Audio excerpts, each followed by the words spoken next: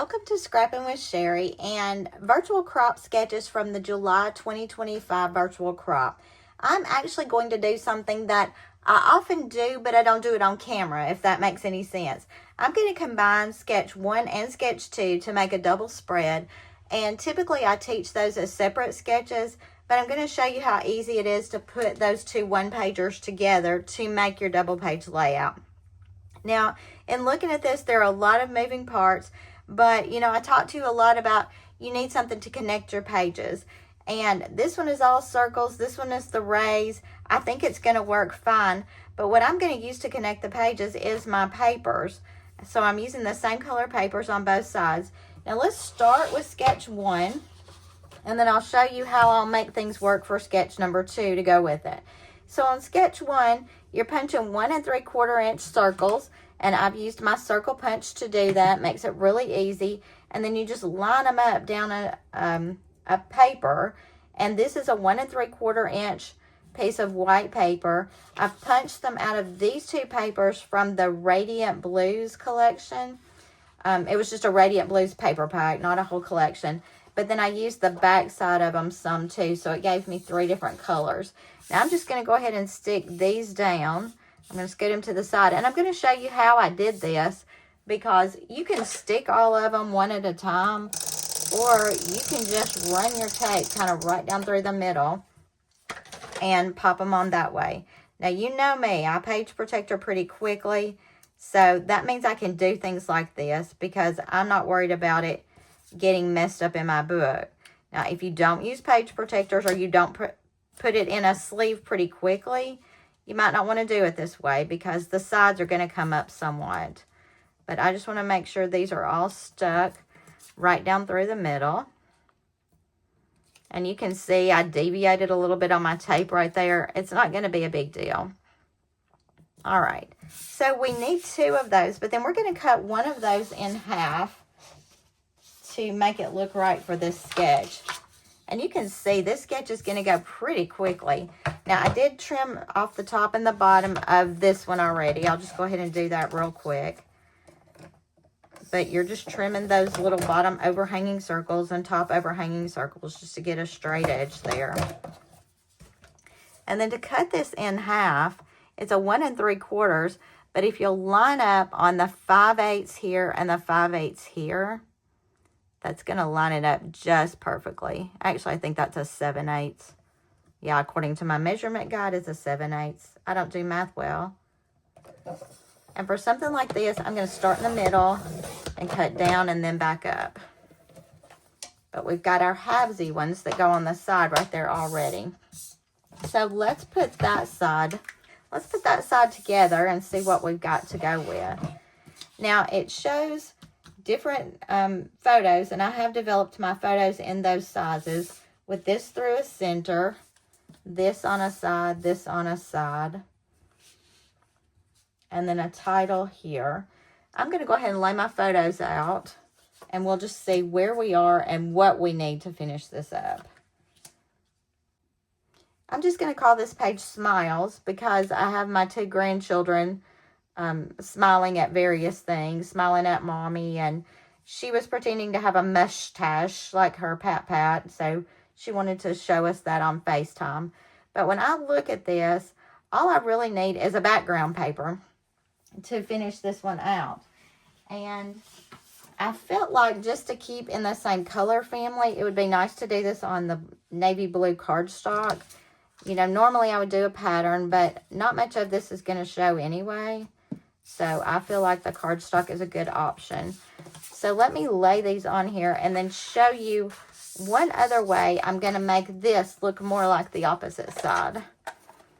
Let's just tape this down real quick.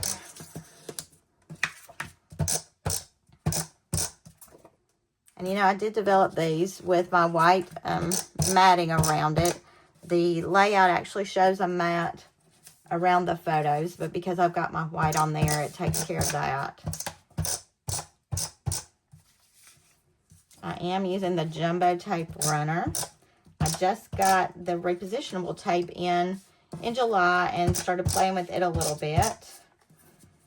Now, when I'm looking at this, I'm leaving a little space top to bottom in between the pictures. I'm just trying to get my white butted right up against that white outline border. There's a little bit of not quite meeting right there. So I'll just balance out the space. I'm sure that means that I've cut something a little crooked. It doesn't surprise me. I did offset the tall pictures side to side. I like the look of that. They did that on the layout as well. So that's not an original Sheri thing. Now the one thing that I'm finding here is that I've got a little extra space side to side. I'll show you how I'm going to deal with that. In wanting to make sure that this layout and the other layout kind of match each other to make that double spread, one thing I noticed is that this one is trimmed down to 11.5 by 11.5 and then put onto a background paper. So I'm going to do the same with this one. And I'm going to go ahead and trim off that 1/2 inch on this side where it's longer anyway. So when I trim that 1/2 inch, it's going to take off most of that leftover I've got. And then to trim this, I don't want to trim it all off the top or all off the bottom. So I'm going to do 1/4 inch each way. And that 1/4 inch would be about my gray marking right here. And that's just going to even up the top and the bottom. When I say gray marking, I mean like the outside of that gray mat. And then this one, I'll either lay it on a white sheet just to make it pop, or I'll adhere it directly to my scrapbook page. I haven't decided on that. But that's the first layout for the virtual crop sketch number 1. Now let's make our number 2 and decide how we can make it match so these are complementary pages across from each other. Well, this one seemed to be really hard for a lot of people, and I watched Tammy McEwen's video about it, and I hope it helps. But the first thing that we've got to do is make some stripes from our paper. Now again, to make these match, I'm going to be using the same papers across the 2 spreads. And we're going to make 2.5 by 12 inches. And Megan Jacks also went online and did an extra one of these because people were having such a hard time. But basically you need 3 strips. And because I was using the background of this one, I'm going to make my 3rd strip this one. So I'm going at, I said 2.5, and I think I just made that one 2. 2.5. Yep. All right, we'll hang on to those. Maybe we can use them for something else. So I need 2 2.5s from this. Fortunately, 2 sheets of decorative paper, designer paper, are going to get it on this. Even if you punch your circles and then mess up and then make your strips. And because I can use both sides of this, what I'm going to do is cut one this way diagonally and the other one this way diagonally. And that will give me several options on flipping this to make it work. So let's go ahead and cut one. And we're just cutting corner to corner. And if you watched my video on the Starburst recently, I did that for the 4th of July weekend. It was very similar to this. And it's funny that that's what I had come up with for that weekend. And then Tammy McEwen came up with something very similar. I almost feel like the way I showed it on the July 5th video was easier to do. But this one has just a little bit different look. So I decided, hey, we need to try new ideas. Let's do it. And then we need to cut a 1.5 by 6.5. And it showed on the video cutting 2 of these. So 1.5 by 6.5.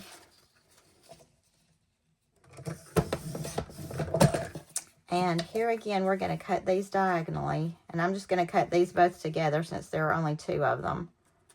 And I'm pretty sure 2 is what was recommended in Tammy's video and in Megan's. So that all together you're ending up with 3 of the large strips cut diagonally and 2 of the smaller strips cut diagonally. And we'll see what we can do with this. Now, it also is telling us right off the bat that we've got to cut this piece into an 11.5 by 11.5. So I'm going to cut that 1/2 inch off. 11.5 by 11.5.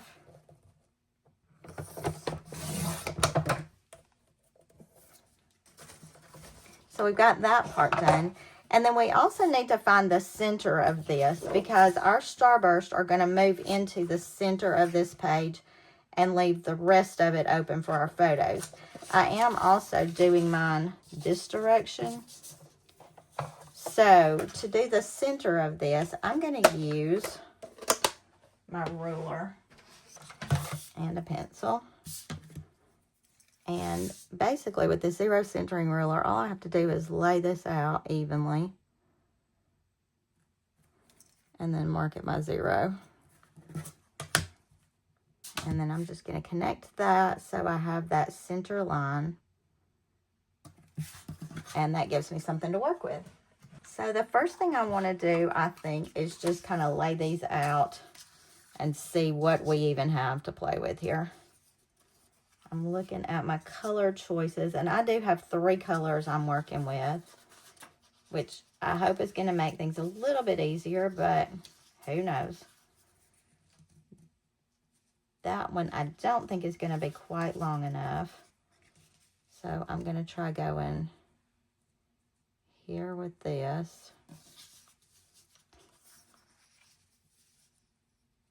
And I feel like a lot of this is going to be trial and error. Hopefully not as much error as I'm afraid of, but we'll see about that too. Looks like skinnier ones are really pretty much over here. So it looks like our larger ones are going to have to end up there. And if I'm repeating my pattern, I need to get this one back over here. The dots. Then this, and then that darker blue. And it seems like hers kind of come to a point at a different spot than mine. And there again, we can fix that in a minute. Maybe I need to be scooting these points out so I can trim them when I get done. And you know, the generic cover up for everything is do a border. So she does have a border down the side as well. And really the goal is to just get it all on there somewhat evenly, somewhat covering up all your extra spaces. All right. So that's not bad. So the hardest part is going to be going back and taping all this now. So I'm going to grab my repo tape. And I think I'm going to grab the repo tape gun for this. I've got my silicone mat. And because there's so much going on here, and I want my spacing to look good, I'm going to start at each end first and decide where I want that meeting point in the middle. I'm going to let it kind of be right there. Now, keep in mind that most of this is going to end up, well, most of it, I say that. A lot of this area right here is going to end up covered up by embellishments or borders or whatever. So don't stress that too much. You know, you want it to look nice. And I am getting a good bit of repo on the tips to make sure that that's going to lay down well. But part of the reason I went with the repo was the fact that I figure I'm going to have to move these around to get it all evened out.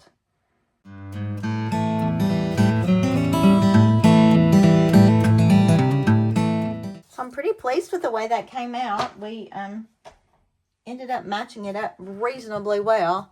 Let's grab our 12-inch trimmer and go back and trim off all this excess that we've got going on.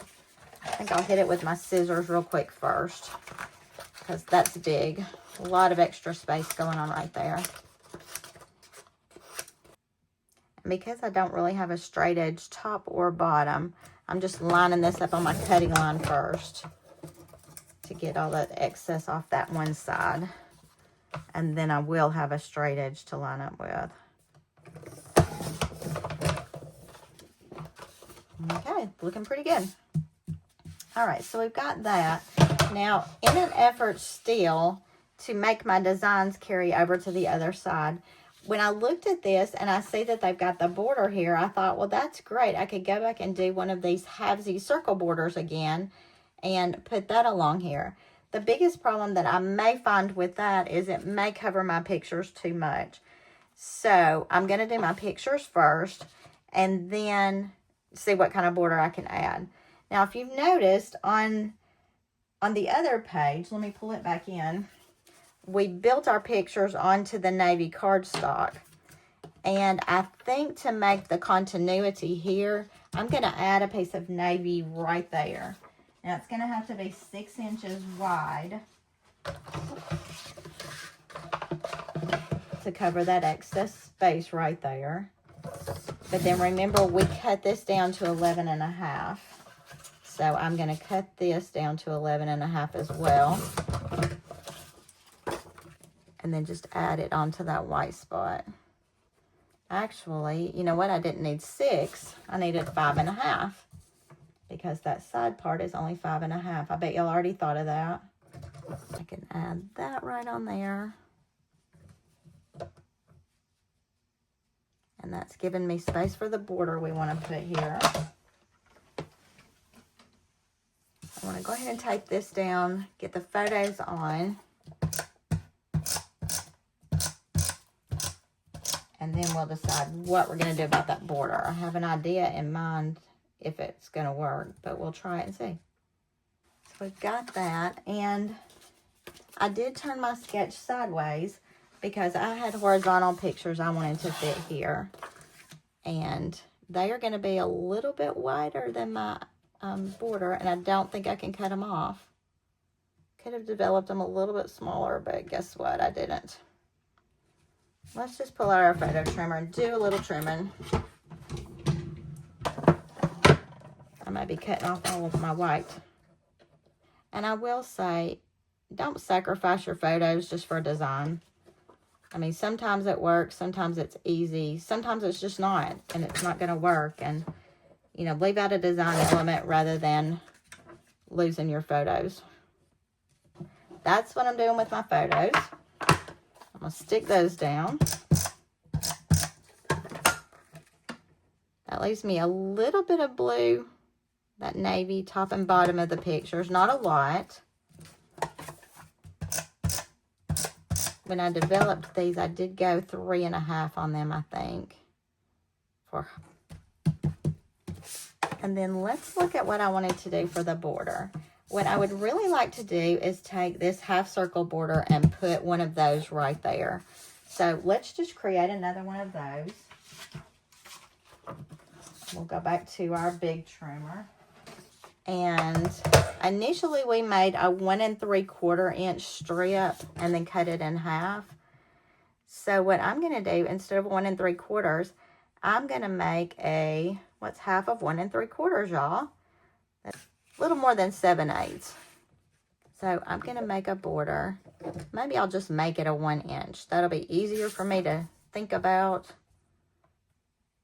And I do think it'll work either way. So we'll make our 1 inch border.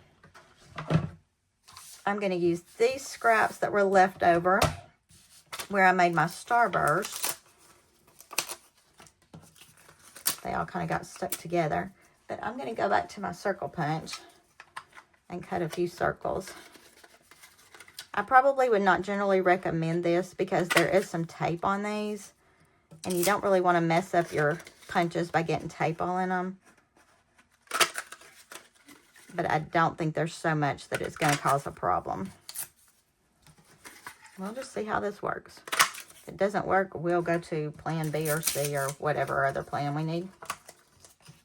If you have not looked on the virtual crop group to see what people are doing with this layout, man, there are some gorgeous layouts using this starburst technique.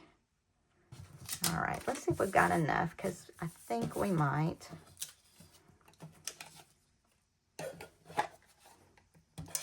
And on this, I'm just going to run my tape down through there if I can get it going. So for whatever reason, when your tape starts getting nearer the end, sometimes there's extra feed through right here. We don't really know what causes that. It's just kind of annoying, but it causes the tape to sort of roll back on itself over here. And it's pretty easy to fix, which is good for us, because you don't want to just destroy all this extra tape you got going on. So what I'm going to do is pull this reel. Let's just pull this reel off. This little one. I need to take it back down. And you can see that tape is pulling off of it right. Let's see what's going on here. It's feeding back onto itself right there. So what I'm going to do is just cut this. We're going to lose all this extra tape right here, or all this excess feeder. The one thing I'm noticing about this is you're not seeing much extra tape on there. There's a few little places here and there, but with some of our older tape runners, when you got finished, there was tons of tape left over where it had skipped. This one doesn't seem to do that, and I'm real pleased with that. All right. And when you get right down to the end, there's still a little bit of sticky tape feel on there. But what we're going to do is just wind this back over. I'm going to wind it onto the little tape roll. And you want your gears up, so they're going to match that gear right there. And I'm just going to wind it on here just a little bit. And again, I've had this happen with a couple of my jumbo tape runners. I don't really know why it happens. It's a little annoying, I guess, but it's not a game changer for me, because I do like the whole concept of this so much until it does that little janky thing. And then we just throw this. Make sure I don't think it's wound tight enough yet. So let me create some tension here. And that's probably why this is happening, because of maybe a lack of tension. I don't know. And just match our gears together. Make sure it's all straightened out on the top here so it's not feeding crazy.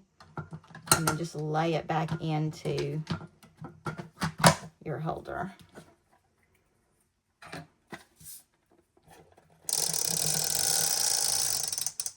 All right, and we're working well. So what I'm going to do on this is just pick up these circles that I've put to the side and do a pattern again. Now I'm right along the edge of it, so maybe my tape is not going to be a problem anymore. Again, we're keeping all those colors the same, which I think is going to make this pretty side to side. And then I think drawing in this same kind of border will create enough continuity that this is going to be pretty. Now what I'm going to need to do is trim this edge to clean up all those extra circle pieces. And then we can go back and add this. Now remember, we had to cut off the page. I'm debating if I want him to go over. I think what I want to do is go behind this with another little bit of navy. So I'm going to trim this down just a hair more, side to side.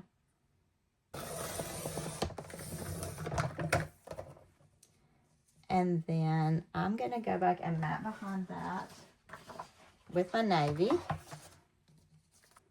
Let's see, we cut that a little less than 1. I'm going to cut this about 1 1/8, give or take.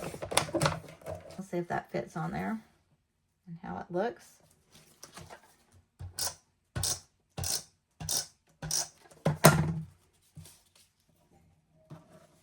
So we've managed to do all this so far with 2 pieces of designer paper, the 2 blues, using the back of one of them because it gives us that extra color. We've used 2 sheets of navy cardstock and then a couple of cover sheets from our white that we get out of our paper packs. So I don't feel like it's a ton of paper to make this 2-page spread.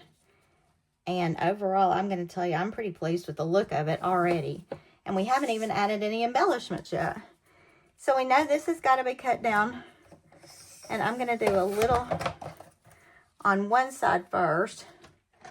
Take this down and then cut off the excess based on the size of my page. You know, sometimes these pages are just not exactly the same size. I love it when we see it start really coming together, when you can really tell what you're going to end up with. You know, most of these ideas, I just try them and see where we lead, and sometimes I'm really lucky. Sometimes they're not my favorite pages, but I've always ascribed to the old Creative Memories philosophy that done is better than perfect. All right, so let's look at what we've got. Again, I'll probably put these on white background sheets just to keep the white going. I do use Spargo pages in my album. Let me grab another piece of white and put this on it, and then let's look at it all together. Here we go with our other white. And as I'm looking, I'm trying to decide how I feel about this over here because there's no navy behind it.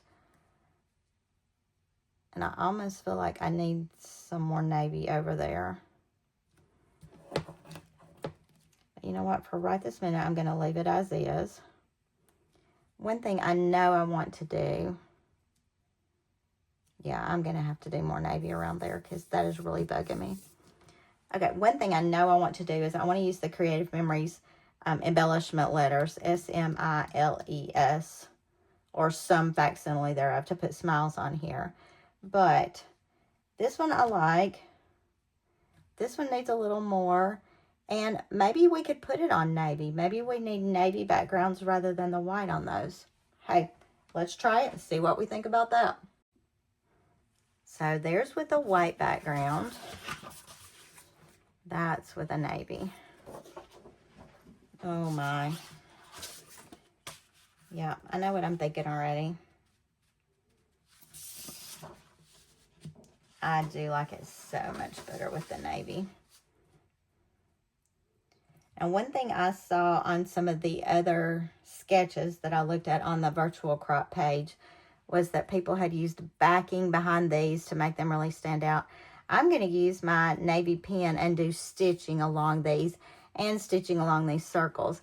I am not going to do that on camera because, man, would that take me 100 years. It will take a long time, but I love the effect of this. This is Virtual Crop Sketch 1 and 2 from July 2025. I'll be adding a little journaling box over here, maybe some embellishments, but look at the photo before and after, and you'll see how I finish this out with all the stitching. But for now, I love this combination. I love that we brought this border in to tie it all together, and I'm really pleased with this page. So, until I see you next time with the next virtual crop sketch, happy scrapping!